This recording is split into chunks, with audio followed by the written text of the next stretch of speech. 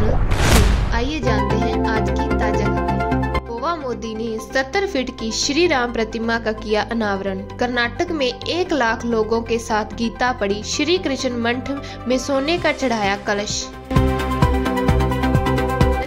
GDP growth दूसरी तिमाही में 8.2% रही। यह पिछली 6 तिमाही में सबसे ज्यादा मैन्युफैक्चरिंग सेक्टर के बेहतर दर्शन से मिली ग्रोथ। 6 तिमाही में सबसे ज्यादा आम आदमी ने ज्यादा खर्च किए, फैक्ट्रियों का बढ़ा प्रोडक्शन।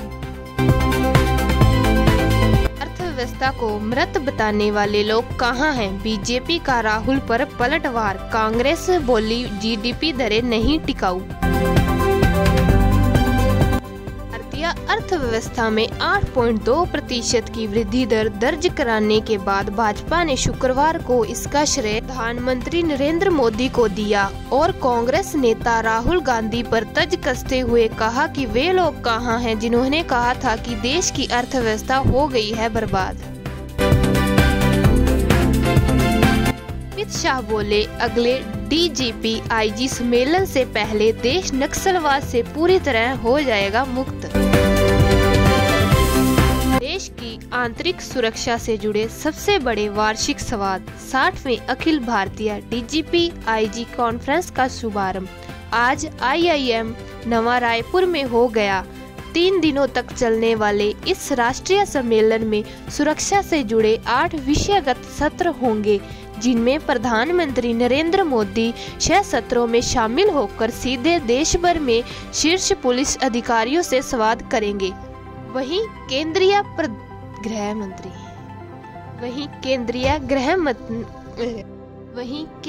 गृह मंत्री अमित शाह सभी 8 सत्रों में रहेंगे मौजूद।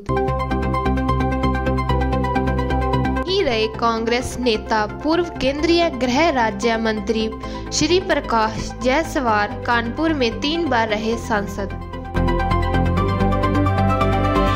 ऑपरेशन सिंदूर भविष्य की एक झलक मात्र। एयर मार्शल बोले अब सिर्फ जमीन पर नहीं लड़े जा रहे युद्ध। में राष्ट्रीय सुरक्षा शिखर सम्मेलन में बोलते हुए उन्होंने कहा कि भारत की सुरक्षा व्यवस्था अब 3 बड़े पड़ावों से गुजर रही है। पहले ज्वाइंटनेस और फिर इंटीग्रेशन, अब थिएटराइजेशन। उनके मुताबिक आने वाला समय ऐसा होगा जहां सेना, वायुसेना, नौसेना और साइबर डोमेन किसी एक योजना के तहत एक थिएटर कमांडर की अगुवाई में करेंगे काम। संसद के आगामी शीतकालीन सत्र के लिए रणनीति तैयार करने के लिए कांग्रेस रविवार शाम 5 बजे सोनिया गांधी के आवास पर संसदीय रणनीति समूह की बैठक करेगी। माना जा रहा है कि इस बैठक में एसआईआर, सीमा विवाद से मुद्दों पर देखने को मिल सकता है टकराव। भारत को अंतर्राष्ट्रीय समुद्री संगठन की परिषद की श्रेणी में बीए के लिए फिर से चुना गया। इस श्रेणी में भारत ने सबसे अधिक 169 में से 154 मत हासिल किए। परिषद का कार्यकाल होगा 2026 से 27 के लिए। के बीच आज नाश्ते पर मिलेंगे सिद्धरमैया। शिव कुमार आलकमान के निर्देश के बाद कर्नाटक सीएम ने खुद दी जानकारी। कर्नाटक संकट पर ब्रेकफास्ट मीटिंग से लगेगा ब्रेक। सीएम सिद्धरमैया बोले जो हाईकमान कहेगा वही मानूंगा। ऑपरेशन सिंदूर ने भारत को बनाया दुनिया का तीसरा डिफेंस पावर। पाकिस्तान टॉप 10 से बाहर, चीन का वर्चस्व भी होगा खत्म।